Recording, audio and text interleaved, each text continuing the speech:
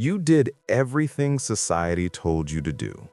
You got the degree, you found a stable job, you pay your bills on time, and you buy the things you are supposed to want. By all external measures, you are a successful, functioning adult. Yet you wake up every single morning feeling a crushing weight on your chest. You feel like something vital has been stolen from you, leaving a hollow space behind. You are exhausted down to your bones, and you don't even know why. What if I told you the cure to your silent misery isn't found in a modern self-help seminar, a new productivity hack, or a luxury vacation? What if the ultimate answer to your quiet desperation has been hiding in plain sight for exactly 80 years, disguised as a simple children's book? The Little Prince is not a lighthearted bedtime story for kids. It is a brilliant, heartbreaking wake-up call written specifically for adults who have completely lost their way. It holds a mirror up to the absolute absurdity of modern life. And today, we are going to unpack the hidden secrets of a blonde boy from asteroid B612. Secrets that will shatter the way you look at your struggles, your relationships, and your future forever. Think back to when you were 6 years old. Do you remember how the world felt? It was magic. A cardboard box wasn't recycling, it was a spaceship. A puddle in the driveway wasn't an annoyance, it was an ocean. In the opening pages of The Little Prince, the narrator shares a memory. As a young boy fascinated by the jungle, he drew a picture of a boa constrictor swallowing an elephant whole. He proudly showed his masterpiece to the grown-ups, asking if it terrified them. But what did the adults see? They saw a lopsided hat. They impatiently told the boy to stop wasting his time with foolish drawings and to focus on useful things instead: arithmetic, grammar, geography, and history. In that single dismissive moment, a creative genius was killed. The boy put away his colored pencils and learned to pilot airplanes instead. He learned to be a pragmatic adult. Does this story sound uncomfortably familiar? Look around you. Look at the morning commute in any major city. Thousands of cars lined up bumper to bumper, filled with people staring blankly ahead, driving to jobs they merely tolerate, to buy things they don't actually need, just to impress people they don't even like. Let me tell you about a guy named David. When David was a kid, he loved building furniture out of scrap wood. He had a gift for it. But his parents told him, "Carpentry doesn't pay the bills. You need a real career." So David went to college, got a degree in finance, and became a senior auditor. Fast forward 20 years, David makes $150,000 a year. He has a beautiful house. But every Monday morning, David sits in the parking lot of his corporate building and cries quietly in his car for 5 minutes before wiping his face and walking into the office. We traded our imagination for a paycheck.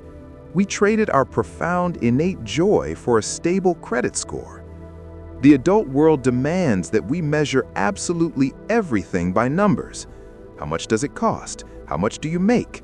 What is the square footage of your house? What is the ROI on this relationship? We have become a society obsessed with the price of everything, but we have completely forgotten the value of anything. We stopped asking why and started asking how much. But there is a massive danger in living this way, a danger that silently destroys our souls and our connections, which brings us to a devastating realization a certain wild fox had to teach the young prince. In one of the most profound and moving encounters in human literature, the little prince, feeling terribly lonely on Earth, meets a wild fox. The boy asks the fox to play, but the fox refuses. "I cannot play with you," the fox says simply. "I am not tamed." To tame, the fox explains, means to establish ties, to invest time, to create a bond so strong that out of 100,000 little boys, this one becomes unique in all the world.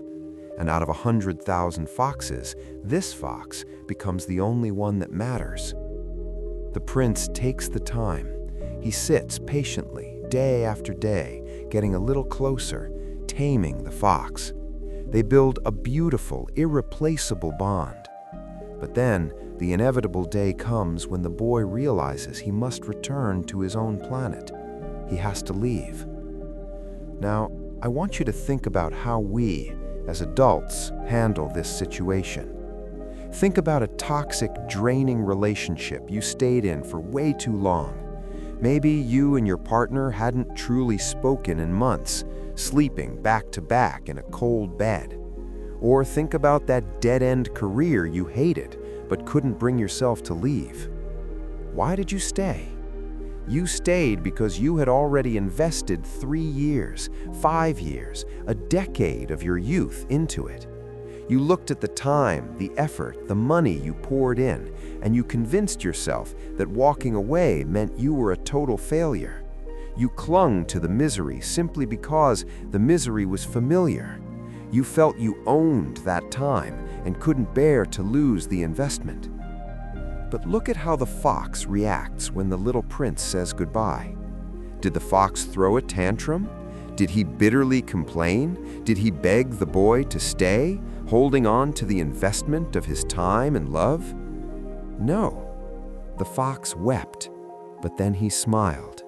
He let the boy go. The fox understood a fundamental, earth-shattering truth. True love, true passion, and true meaning are never about possession. Letting go of a bad situation, a partner who diminishes your light, a career that drains your life force, a friendship that only takes and never gives, is not a failure. It is the ultimate act of courage. It is creating the necessary space in your life for something better to arrive. The fox knew that even though the boy was gone, he still had the golden wheat fields to remind him of the boy's golden hair. If you are holding on to something that makes you miserable just because you've spent a long time doing it, you are not being loyal. You are just building your own prison. But perhaps the most terrifying mirror this book holds up to our modern society is found in the boy's journey across the stars. Before reaching Earth, the little prince visits several tiny planets, each inhabited by one single adult. There is a king sitting on a throne with no subjects, desperately giving orders to the empty air. There is a conceited man tipping his hat, starving for applause from an audience that doesn't exist. There is a drunkard drinking to forget the shame of drinking. And there is a businessman frantically counting the stars, convinced he owns them simply because he counted them first. These aren't just quirky fairy tale characters. Look closely. They are us. We are living in the most technologically connected era in the entire history of the human race, yet we are starving for real, raw connection. You might have 10,000 followers on Instagram. You might get hundreds of likes on a carefully curated TikTok video. You can video call someone on the other side of the globe in 2 seconds. Yet how many times have you sat in a crowded room, surrounded by friends or family, laughing at a joke, while inside you felt completely, utterly alone? How many times have you laid in bed at 2 a.m., the blue light of your phone illuminating your tired face, endlessly scrolling through your feed? You were desperately looking for a spark of feeling, a moment of genuine connection, only to finally put your phone down feeling infinitely emptier than when you started. We are terrified of being alone with our own thoughts. We drown out the silence with podcasts, loud music, binge-watching shows we don't even like, and endless scrolling. We are so scared of facing our own internal emptiness that we fill every waking second with external noise. But the little prince teaches us that solitude is not a monster to run from. On his tiny planet, when the prince was terribly sad, he would pull his chair a few steps and watch the sunset. One day, he watched the sun set 44 times. He didn't run away from his melancholy. He sat with it. He let himself feel it. You need to stop running. Stop filling every second of your day with cheap dopamine. If you never have the courage to sit in absolute silence, you will never, ever hear what your own soul is screaming at you to do. This brings us to the ultimate life-altering secret of the book. The message that if you truly let it sink into your bones today, will give you your life back. Right before they part ways forever, the fox gives the little prince a simple parting gift, a secret. He says, "And now, here is my secret, a very simple secret. It is only with the heart that one can see rightly. What is essential is invisible to the eye." Read that again. Let it echo in your mind. What is essential is invisible to the eye. You cannot see trust. You cannot see loyalty. You cannot see courage, inner peace, passion, or purpose. The most powerful, magnificent forces in the universe are completely invisible to the physical eye. So I have to ask you, why are you letting the visible, material world dictate your entire worth? Why are you letting the balance of your bank account, your corporate job title, the brand of your car, or your physical appearance determine your happiness? Those things are just the hats. They are the superficial shell. They are not the elephant inside the boa constrictor. It is time to wake up. It is time to stop playing the exhausting, unwinnable game of being a pragmatic adult. You have one short, incredibly fragile life. Are you really going to spend the rest of it counting numbers like the greedy businessman? Are you going to spend it seeking empty applause like the conceited man?